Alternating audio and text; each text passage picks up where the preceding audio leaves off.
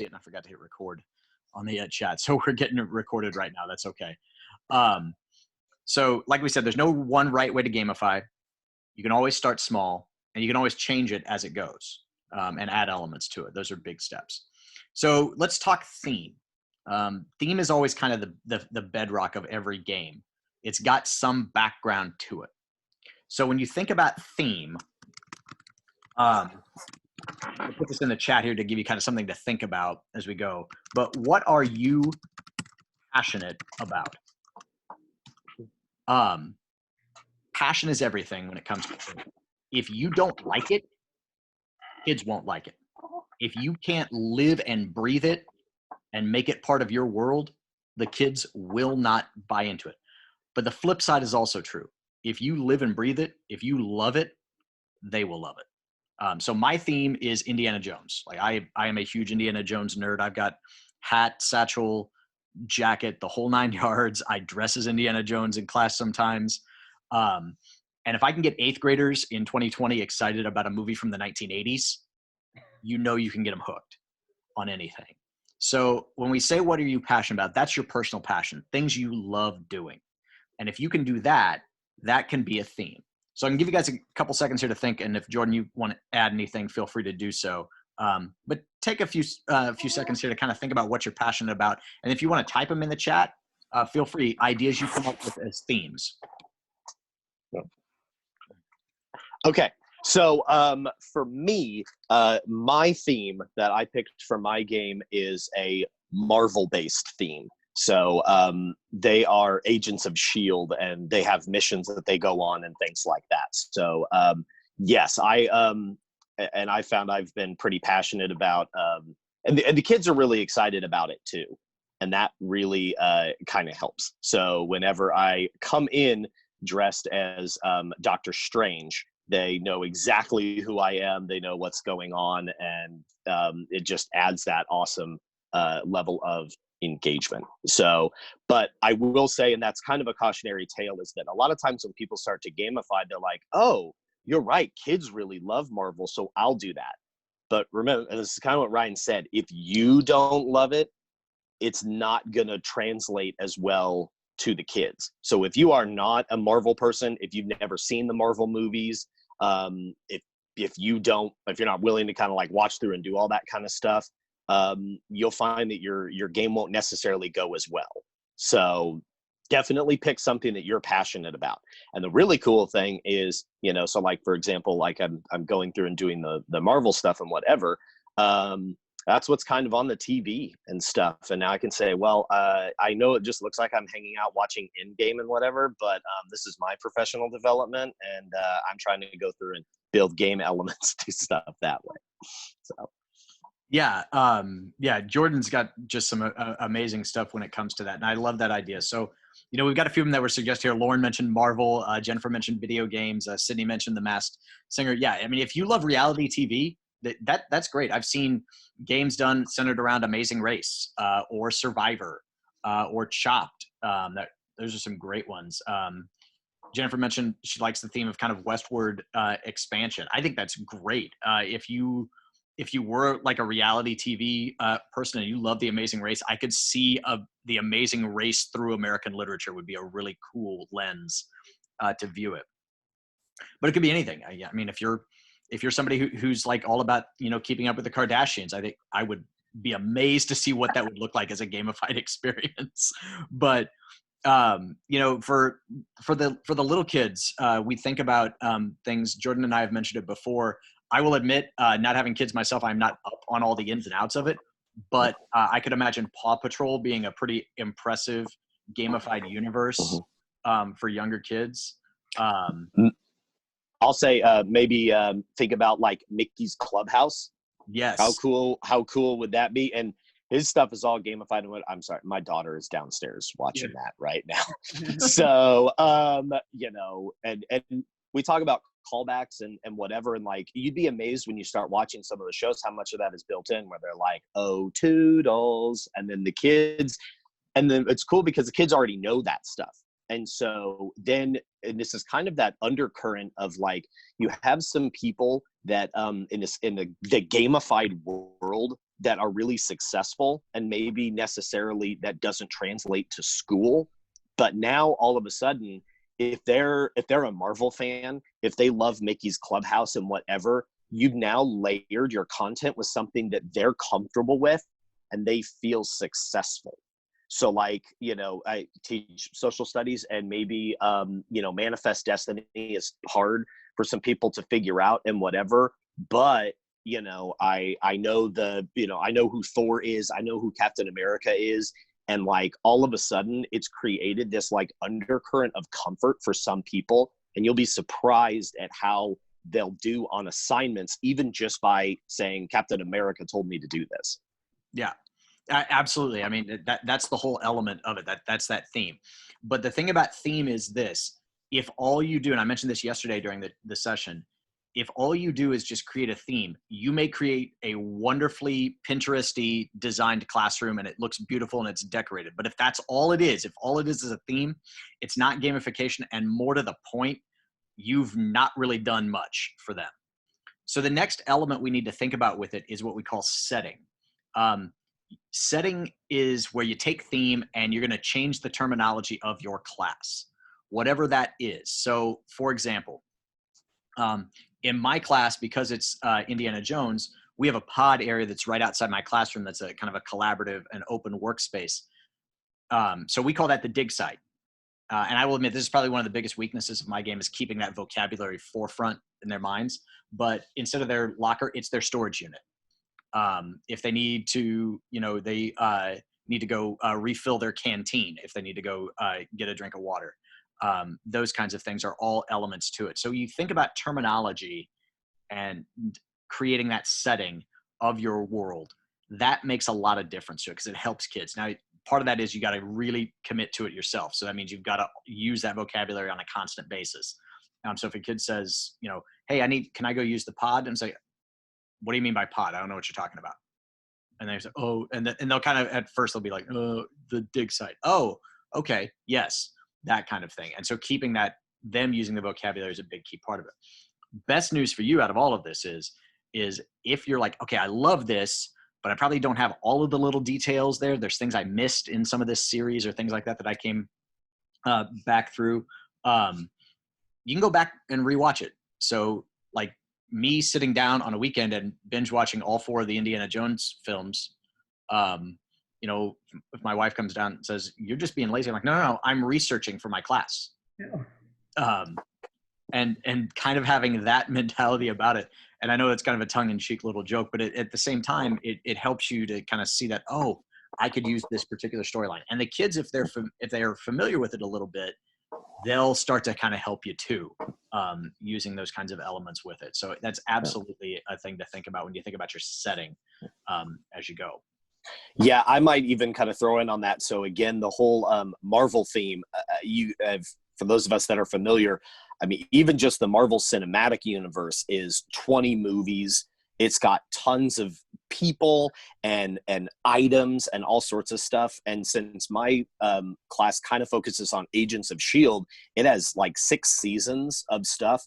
So it's kind of nice in the way of that setting and whatever, you can pull from that. And yeah, like, Ryan's saying, like, we kind of joke and whatever, but like, my wife knows when I'm building lesson content, when I'm putting all my slides together and whatever, I have something Marvel going on in the background, because there will be some times where I'm like, man, I really want, there's a bad guy that I want, and I want him to kind of do this or whatever. So like, for example, I do world geography first and then Kansas history.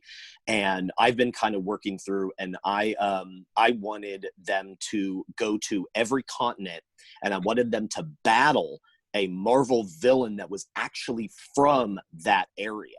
So I kind of had to go through and do a little bit of research on stuff. And that's nice, because then I've also built in some cultural elements and looking at like where, these superheroes from around the world, and maybe some of these, people in my classes that are from different cultures are like, wow, there's Superman and whatever, but then, all of a sudden, I don't know, I actually found this in my research, the Miles Morales, the Into the Spider-Verse Spider-Man, actually has some like Hispanic roots in the comic book.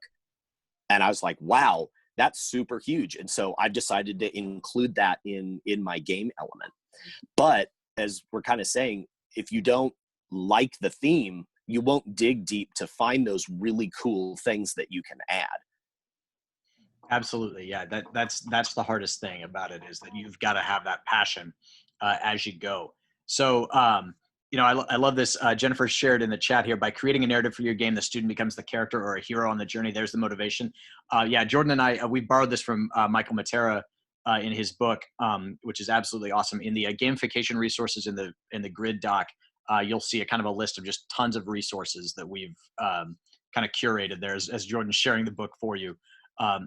It's awesome. It's awesome stuff. Michael Matera is without a doubt the guru of gamification. He is the guy to go to. But he has this great quote in there that we love sharing, is that you're not designing lessons, you're constructing heroes. And you're building a world for them to be those heroes.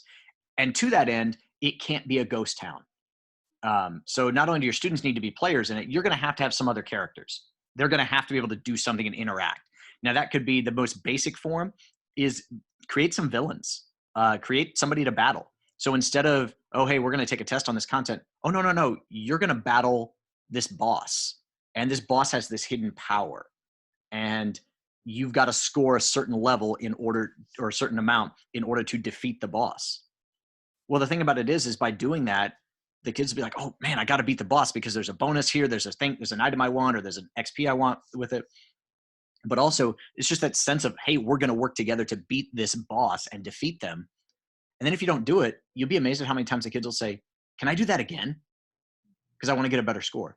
Well, that's what we want kids to do all the time.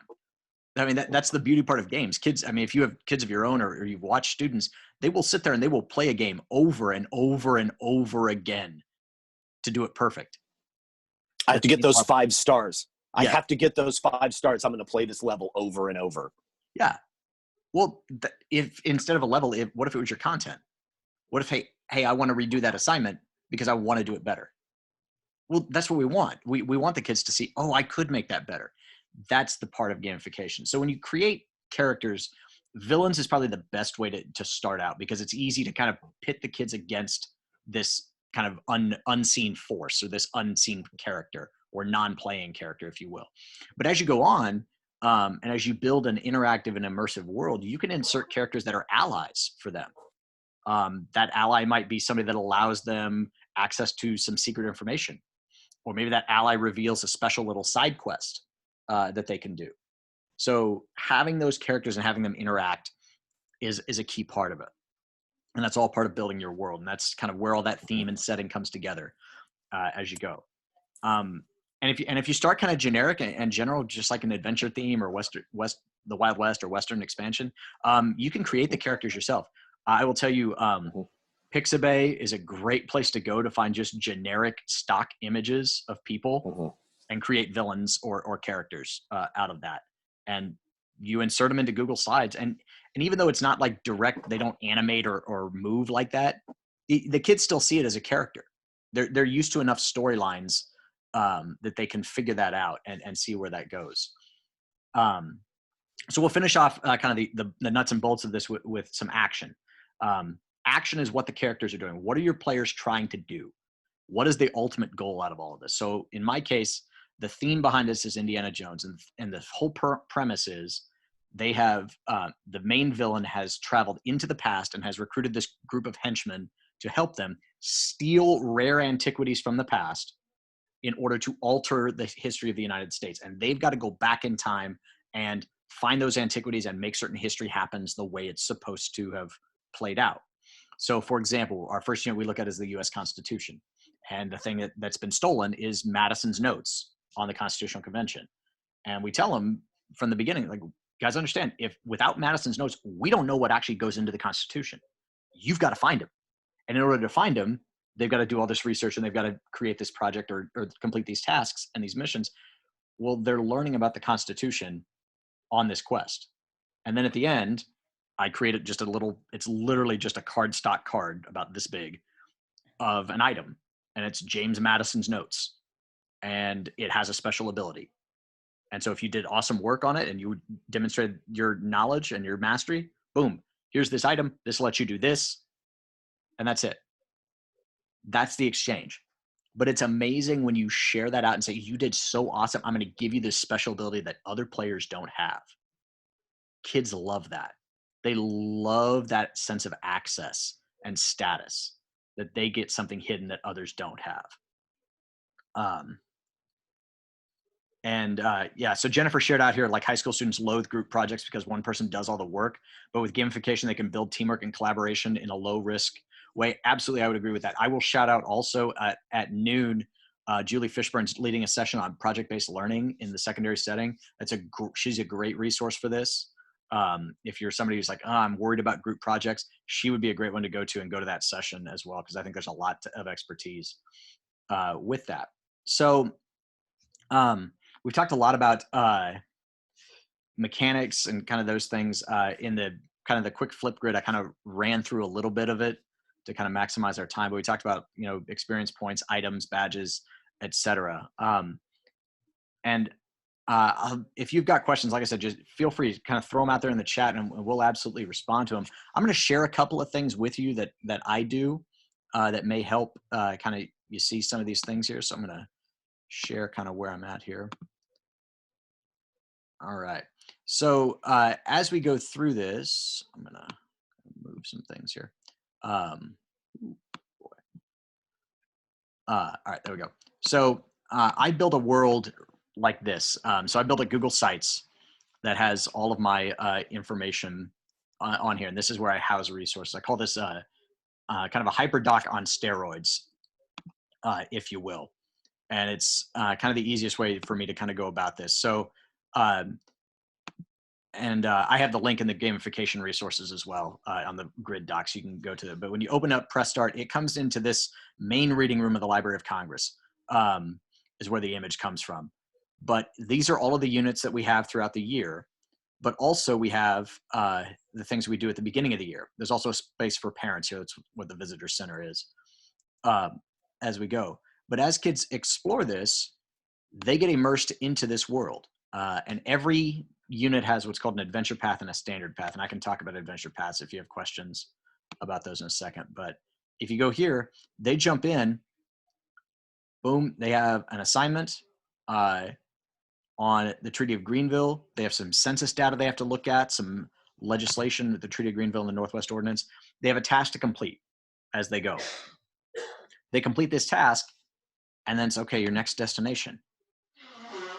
And all of a sudden now we're on a journey with Lewis and Clark and where they are going. And it literally walks them through Lewis and Clark's setup. And then here's some questions that I want them to kind of record in their journals as they go along. But it creates this immersive experience. And not all of them are this immersive. Some of them are a little bit more straightforward tasks, but it kind of takes them through that element of it. The other thing that I'll share about this is how do you manage it? I think that's always kind of a concern with everybody is how do I manage what this looks like? So I'm going to make a pitch here for Michael Matera's Gamification Database that he provides. He spent about 2,000 hours coding this on Google Classroom or Google Sheets. I don't have 2,000 hours, but I had about 25 bucks. And if you 25, 30 bucks, he'll give you access to it is all it takes. But if it seems overwhelming, because there's a lot in here to play around with, he has descriptions here as a direction slide, and he has Vimeo links to how everything works on it. So what does it look like? So you've got your student roster, is where everything kind of populates, and then this control panel is where you can edit the levels, kind of give them different titles, what grading period you're in, how to average it out. It keeps track of this. You can add points to classes or groups without adding them to each individual player. So you can give them bonus points for that. And then the leaderboard works just like kind of like a grade book. You put in how much XP something's worth, and then you just fill it in here. It updates their total points to the next level, creates a rank order leaderboard where everybody's at. You can apply badges, and it has means for doing all of those things, and away you go.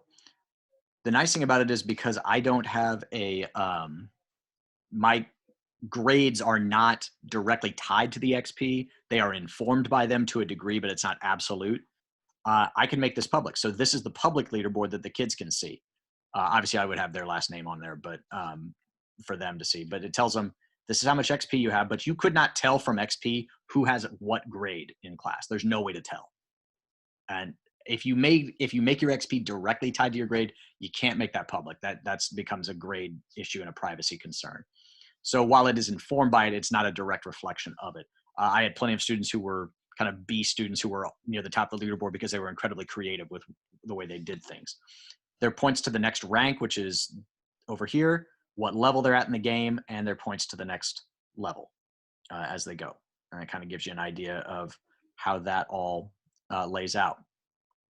I also put in the links to the resources this is my game manual, which is literally just a Google slide presentation, but it walks them through the rules of class, the levels in the game, what each world we're going to explore is all about, what antiquity they need to recover, what the adventure path title is as they go,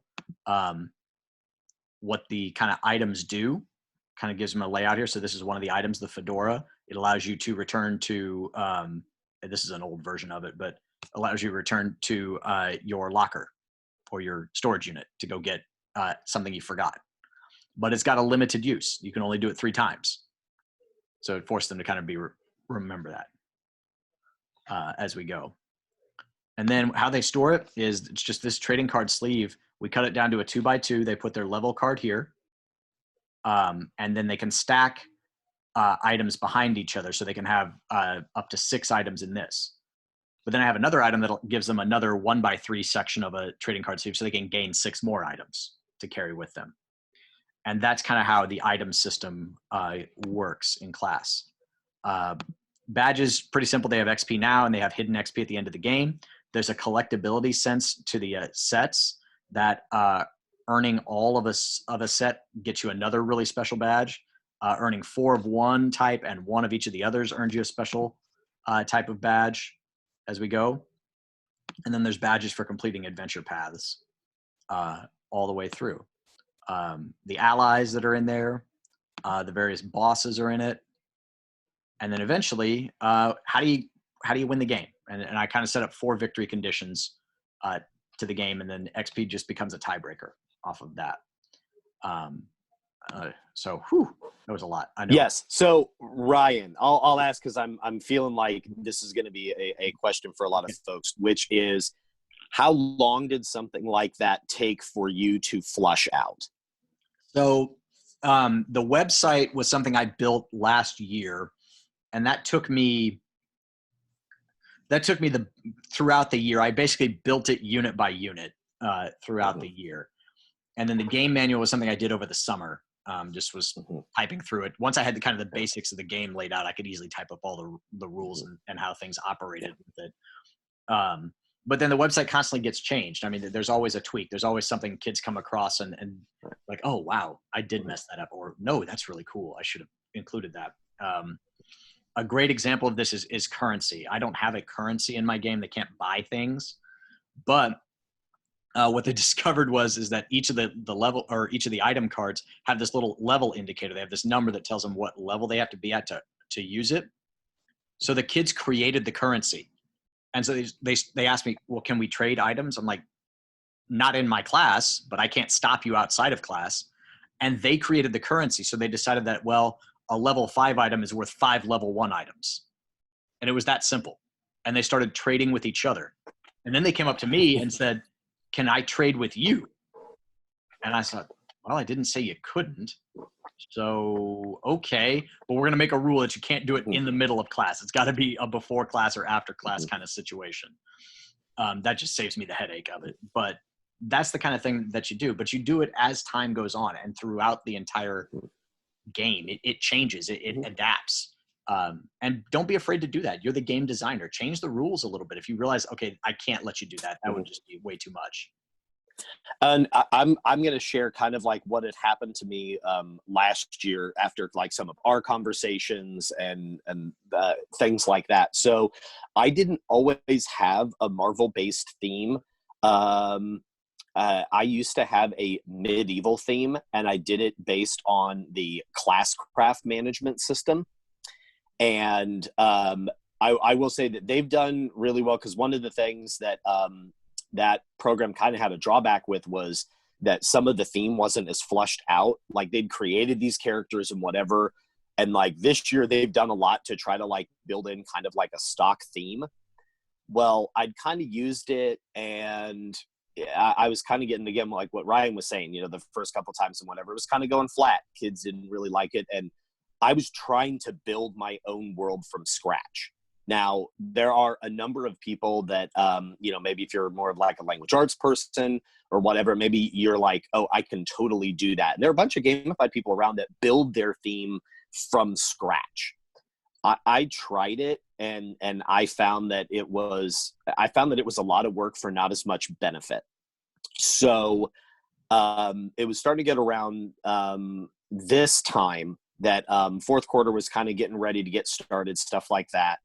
And I'd kind of had that like crossroads, like, am I going to abandon this? Am I not? And I was like, no, I'm not going to abandon it. Like, there's still some good stuff in here. I just need to change it up. So I changed the rules, and I literally went in and I kind of blew up the old world and created a new one right at the end of the year, right at this time. So I actually had, because originally there was this evil wizard that was doing stuff and they were going to battle him. Well, Thanos came in and killed the evil wizard and sort of took over. So then the fourth quarter was all about the battle for Thanos. And with Infinity War and stuff like that gearing up, I mean, it was every day. And they're like, when is Thanos coming? When is Thanos? When is it going to happen? And I'm like, you don't know. He's probably out collecting all the Infinity Stones and things like that right now. But as an agent of S.H.I.E.L.D., you better get ready. Better do all your homework. And they're like, oh, I better do all my homework. And so, yes, feel free to change up stuff. I mean, and I love what Ryan's saying when, like, the kids will come and say, hey, can we do this and whatever? And then you know that kid is going to get super excited because they were able to influence a rule in the classroom. And that creates that amazing sense of ownership that kids will thrive on.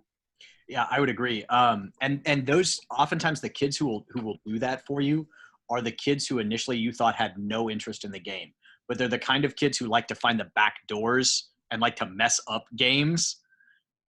They are the ones to get on your side, because if you can hook them in with this idea of, oh, you came up with this really cool backdoor way of doing something that I never thought of, all of a sudden that becomes part of the game. Now they have ownership of it. Now they are invested. And that's what gamification does. It becomes what we call collaborative competition. Yes, the kids they want to be at the top of the leaderboard themselves. They want to be the number one player in the game. But there's also a sense of, I have a separate leaderboard for their groups. So you want your group to be at the top of the leaderboard. There's also a separate leaderboard for your class. You want your class to be at the top of the leaderboard. So while you're earning XP for yourself, you're also earning XP for your group and for your class. So there's a huge incentive to always do your best no matter who you're working with as we go. People ask sometimes about, what do they get when they win? You know, how do you motivate a kid with all of this? Here's all they get. In my class, literally, this is all that they get. If they reach level 11, which is obtainer of rare antiquities, they get their picture taken in Indy's hat, jacket, and satchel. I use a little filter to make it look like it's an old-timey photo. I put it in like a $2 wood frame from Target, and I hang it up on the wall. That's it. That's all it is. I print off a certificate so they can see how many badges they earned and that sort of thing, and they get a copy of the picture with how much XP they ended with. But that's it. That's the only tangible thing they get out of it. There's no pizza party. There's no, donuts and coffee. There's no like big prize. It's just that. That's all it is. There's a lot of ways to leave a legacy in my game. I keep there's an all-time top 30 leaderboard that I can show you if you're interested. But the link's on my site. If you just click records room, you can see all of it. There's an all-time top 30, and then there's the top 30 for each year. And that's it. That's literally it. And so you could leave a legacy. Oh, hey, I want to be number one of all time. Okay. Or I don't know if I'll ever be number one all time, but I want to be in the top 30, or I want to reach level 11. I want to get my picture on the wall. Or maybe a kid's like, you know what? I don't think I'm going to reach there. I'm involved in sports and orchestra or band. I don't know if I've got time to do all these side quests. So if I can just get in the top 30 for my class, that would be awesome for me. And okay, that's great. And then you have other kids who, they just want to beat their friend. They just want to be higher on the leaderboard than their friend. If their friend is 98th, they want to be 97th. That's it. That's all that matters to them. And that's okay too. There's a motivating factor with that. One of my students who still sits at the top of the leaderboard, they set a record last year with 25,000 XP is what they ended with, which was more than double the previous record. And when I asked them about it, they said, I started doing the Fortune and Glory quest because I was done with class. I was done with the assigned task, the assessed task, and I needed something to do. When I realized how much it could move me up the leaderboard, their next words out of their mouth to me, this is verbatim quote, I'm not a sports person, but I can win at social studies. And that right there was all I needed, because that's the mentality we want to have. I can win at social studies. I can win at math. I can win at science or language arts or whatever your subject is. That's amazing for kids who aren't normally used to competition or who don't do well in normal competitive settings. This provides that outlet for them. So we got a few questions, and I think this is great. I want to get to questions. So do you have any kids that do not care? Yeah, there are some that don't. There are absolutely some that don't. And the way I set it up in my class, I tell kids, you could absolutely do every assignment that we do. I have a standards-based grading setup. So you could answer every question on a task by typing it into a Google Doc and turning in that Google Doc. And you could probably master the skills. You could show me that you have mastery of those skills. That's fine. And I will absolutely assess that. It's not going to earn any real major XP because it wasn't super creative or epic or legendary. It's certainly not an item or badge worthy, but you can do well in class that way. And if you don't care about the game, that's fine. But you're going to have a really boring time in class if that's all you do. I'm going to promise you that, because you're going to see the cool stuff your friends are doing and the things that they are creating, and you're going to want to be a part of it. So how do you see gamification working in an elementary setting where you're trying to link all content areas to the game? So this is where your game world takes on, I think, a larger role in an elementary setting than it necessarily does in the secondary level, because you have all of these content areas. So you've got to think in terms of, all right, the game world exists and all of these different elements are coming into it. So, their reading time has to be a part of that. So a simple way of thinking about that I've seen done is reading paper chains. So every time they complete a book, they get to add their name and the book title to a paper chain as they go. Well, that's gamification, because now you've just created a competition. Okay, my squad my group has a particular color on the paper chain. So we want us to have the most colors on our paper chain. I want myself to have the most on the paper chain. And I want my class's paper chain to be the longest out of all of them. So those are the kinds of things that you can do there. So if you're in elementary setting, you've only got one class. So the group dynamic becomes a stronger dynamic than obviously the overall class performance. But if you create enough of a good villain at the end, have them battle the villain. And the villain is all knowing and all powerful and knows all about all of these subjects. How are you going to beat that villain?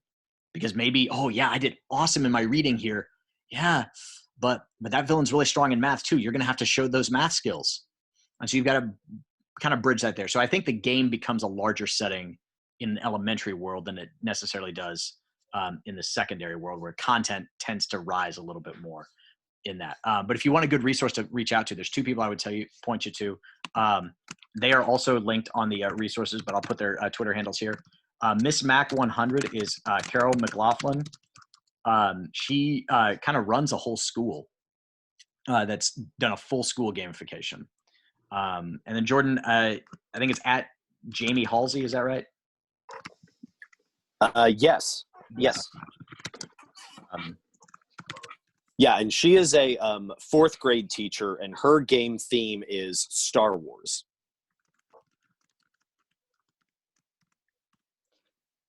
They are great resources for elementary schools. Jamie's in particular is a fully immersive Star Wars universe. The, the kids are like collecting crystals to build their own lightsabers. When they get enough of them, they get their picture taken holding like a toy lightsaber. But they also get to have they get a path to choose of whether they can go light side or dark side of the Force. And so there's a whole like different kind of element with that. And I think even when they get to a certain level, she actually has a knighting ceremony for the kids that attain a certain level, and that kind of goes with the picture taking. Yeah, so they asked, do you think these two people would be beneficial to middle school educators? Absolutely, they would be. Yeah. Middle schoolers are kids at heart, is the way I like to phrase it. They really are. You never know from one day to the next, are they going to be a fifth grader or are they going to be, a sophomore in high school with their maturity? And so they have that little kid mindset to it. And so you can absolutely bring in elementary stuff that would help there. And honestly, the games that Carol and Jamie designed are so immersive and so well crafted that they would fit anything, any content level. How do you help? So Sheila asked, how do you help motivate struggling students that have trouble with the multiple steps or tasks needed to succeed? So one of the things about this is that gamification does not replace good pedagogy. Okay, let me make that abundantly clear. If your pedagogy sucks, all you've done is you've created a laughing good time with very little educational value. So good pedagogy is still at the heart of everything that we do. So when we talk about like multiple steps needed to succeed, one of the things we do with groups for me is that I instituted a project management log that basically at the start of the project, these are the tasks that need to be completed. This is the role that is going to be responsible for that. And they fill it out for themselves in their group. And they talk about who's going to be responsible for what's due when as a checkpoint. And we talk about that. And another way that's kind of my way of informally checking, because I have a bad habit of like getting into talking with students about their learning and not checking each kid's progress along the way, is I just started making my exit ticket a Kagan structure. So at the end of each day, I tell them we do a stand-up, hand-up, pair-up, or a 3-2-1, and then they have to go find somebody that's not part of their group, and they've got to go share with them. And usually the question that's asked is whatever task needed to be completed for that day. So for example, when they were doing their Civil War Netflix series, one of the questions for the day was, who's your main character and what actor is going to play them? Which is a very simple question, but it was a task that had to be completed. But that meant that everybody in the group needed to know who that was. So as they were collaborating on it and discussing that, they needed to know that answer, and they knew that they had to go around and share. The trick to it is, and this is the accountability piece, is then I would ask them to share out, but not what they said, what their partner said. So when they do stand-up, hand-up, pair-up, they also have to actively listen to what their partner said because they've got to share what their partner was saying. And that accountability piece is very informal. It's a quick formative check, and it helps them kind of keep track of, okay, this needs to get done by this date. And that's a good way to kind of keep those steps in line. So always remember your pedagogy first. I mean, that is absolutely at the forefront of everything we do. Gamification just takes those mechanics and takes what could be. I mean, I could talk to kids all day about, hey, choices have consequences and individuals have rights and responsibilities. And eighth graders would look at me like, that's the most boring thing in the world. It's like, but what if I told you this? Okay, what if we were on an adventure and with Lewis and Clark and someone stole Meriwether Lewis's compass? How on earth are we going to navigate? How are they going to get to the West Coast? How are they going to complete the expedition without a compass? We got to go find it. Well, how do you find it? You dive deep into the content. And that becomes the elements that tie into it as well. Yes, Jennifer, I would agree. High schoolers are too, and they'll admit it. They are kids at heart. Absolutely, they are. So yeah, are there any other questions people have? I don't feel like you have to type it in the chat. If you're better at just verbalizing, feel free to unmute yourself and talk. Why do you think your first year fell flat? Okay, that's a great question. So I started off the year with a leaderboard and XP and some items, but no real badges at all. So there was no real way to convey any status. There was no special access to special privileges that were available to kids. So really the only thing that they got out of it was, oh, hey, I'm at the top of the leaderboard. And this is the advice I would give you. If all you ever do is experience points, congratulations, you've replaced one grade book for another. That's all you've done. So you've got to see kind of how the mechanics work together. And that's why it fell flat, is I didn't really think through the immersiveness of the world. If you're going to do a year-long game, it really does take some immersiveness. And like I said, if you want to do that, that's great. Don't feel like you have to have the entire year planned out. You can go unit by unit and structure it that way. But for example, like I said, items convey privileges in my class. So that means getting to use the pod, going back to your locker, getting a drink of water. The big one this year was being able to listen to music while you worked. So I had 3 different items in the game that they could have earned that allowed them to listen to music. Around Christmas time, I created an item that allowed them to roll a 20-sided die, and then I was going to multiply the number by 10, and then they got to gift that XP to another player. So if their friend was on another group, they got to gift their friend, up to maybe 200 XP, depending on the dice roll. Those were the little things that I just kind of learned along the way of what kids get into. Dice are amazing. It's a simple way to add a mechanic to your game. They are crazy about dice. It's amazing to watch a kid think, oh my gosh, I have to get above a 3. I have to get above a 3. Like, I have kids who will, if they've got multiple rolls to complete for a task and one of their teammates has rolled higher than a 3 twice in a row, they will tell them, you're rolling every time for us because you got the lucky hand. I mean, it's not hugely like educational, if you will, but the collaborative spirit that just happened. Maybe that's a kid who's really quiet in the group. And I've had that happen. The kid who's really quiet, doesn't say a whole lot, but is a great kid. All of a sudden they become vitally important to this group because they're perceived to be lucky with this. And it gives them a sense of ownership and belonging with the group as we go. So that's kind of why it fell flat, is I just didn't have all of those mechanics with it. So, so items, allow access to privileges. Badges have XP now and hidden XP at the end of the game, which allows you to realize that, wait a minute. For example, last year I had a kid who was sitting about 5th, 6th place in the game, and he really wanted to try to get close to the top spot. He wasn't certain he was going to get there, but he wanted to be real close. But I told him, hey, hang on, look at all the badges you've earned. You may not have earned a lot of XP on the assignments, but you've got all these badges because of how epic and creative you were. All of these different things you've done. Just sit tight. Look at all the badges you've put on your notebook. At the end of the game, he jumped from, I think, 6th place to 3rd in a day.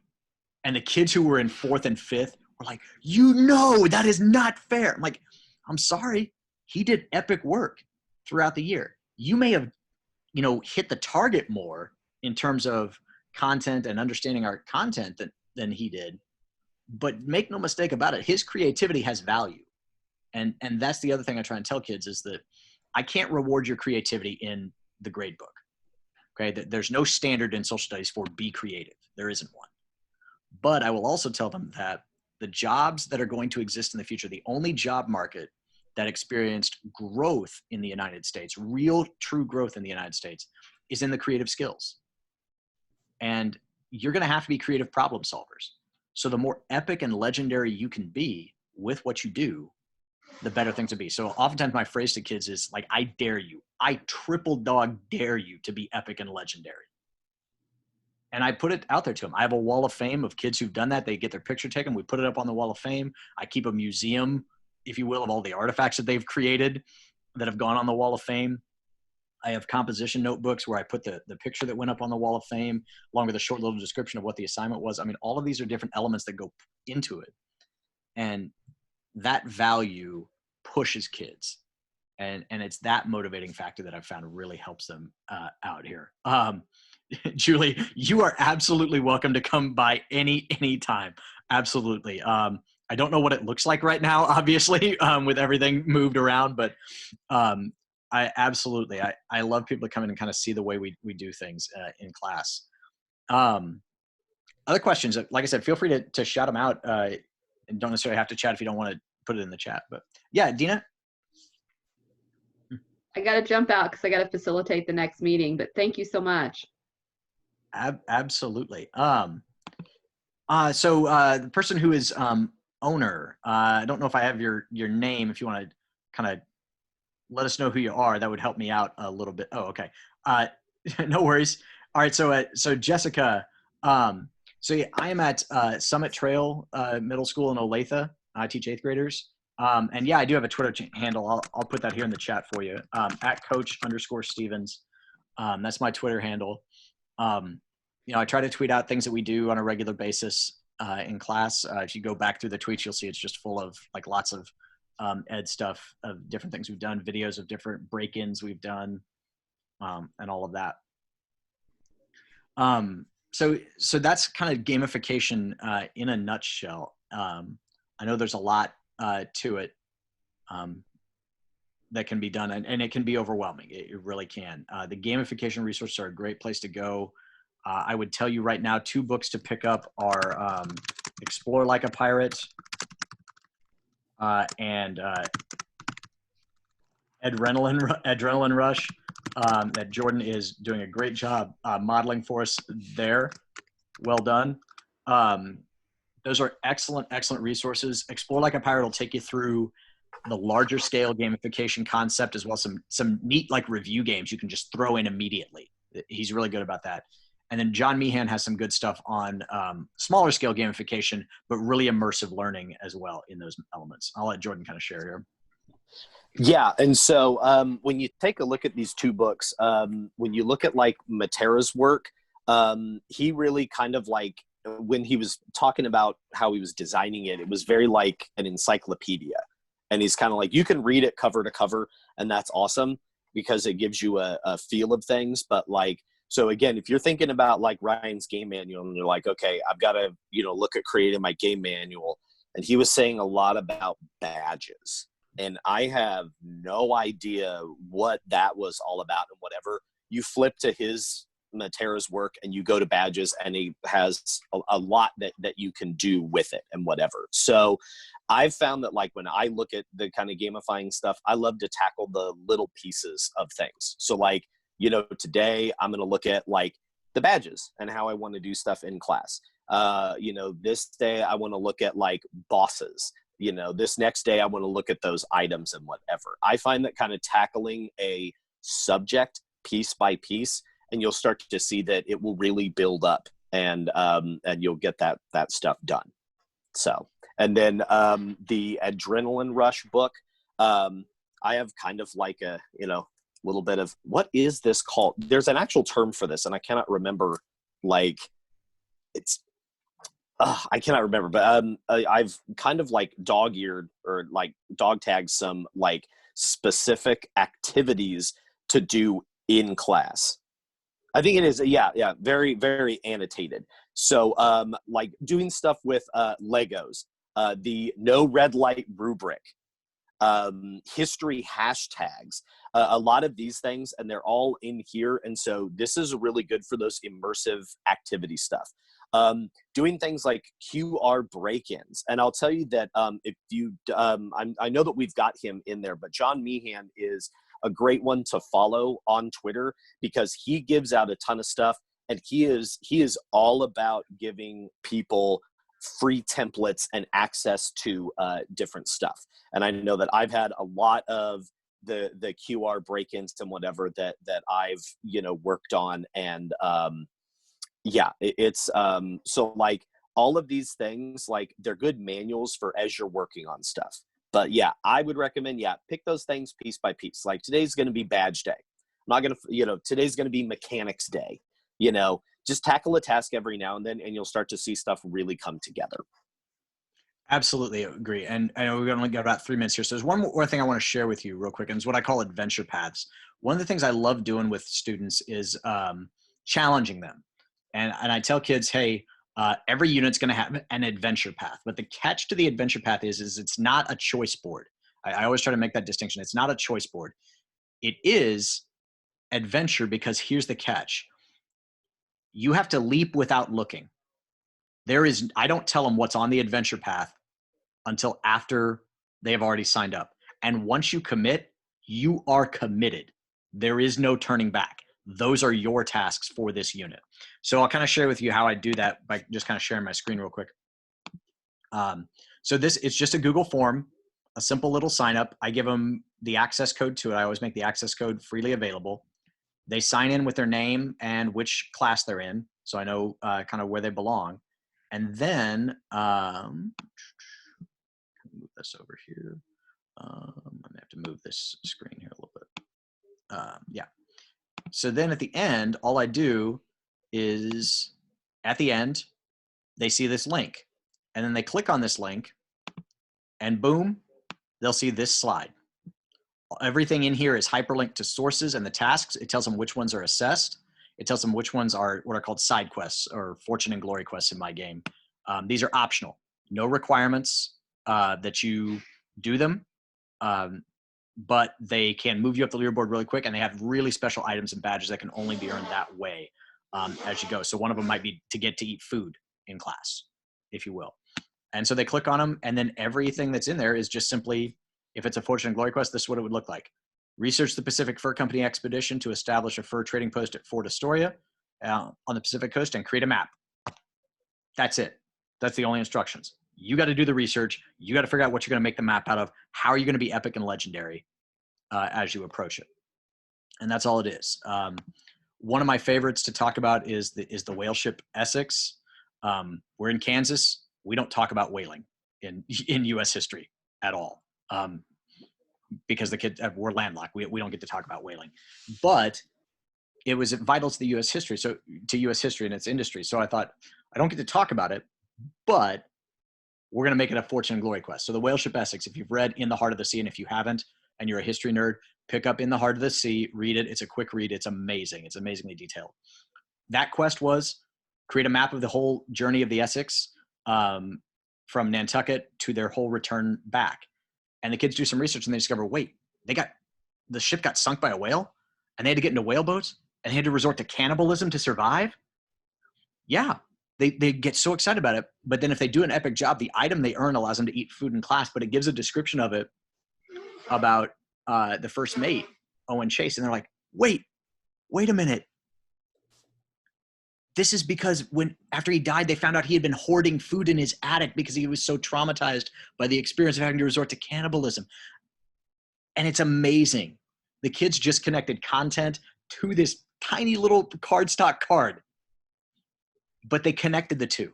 They had an experience. They enjoyed the research aspect and the creative aspect. And that's what gamification does. It does all of those amazing, exciting things for kids, and the joy that they have in learning it is so, so critical. Yes, absolutely. Hoarding, cannibalism, and eating in class. Amazing. Yes, it is. It's all of those elements all together. It's so, so cool. There's another one I do that's a very similar one that you've got to have a morbid sense of humor, but there is one called Donner Party Menu, and they have to create a dinner menu for the Donner Party. And their journey west, and there was a resorting to cannibalism. So one of the kids created the whole menu and then presented it to me like as though they were like a waiter, and they said there, and tonight we are serving roast leg of Steve. And like it was, I mean, that was so, you have to have a morbid sense of humor a little bit, but it was so funny and it was so creative, those kinds of things. So I know there's probably some sessions, so if you need to jet out, I'll stick around for a little bit. If you've got other questions you want to ask, feel free. But that's kind of gamification in a nutshell.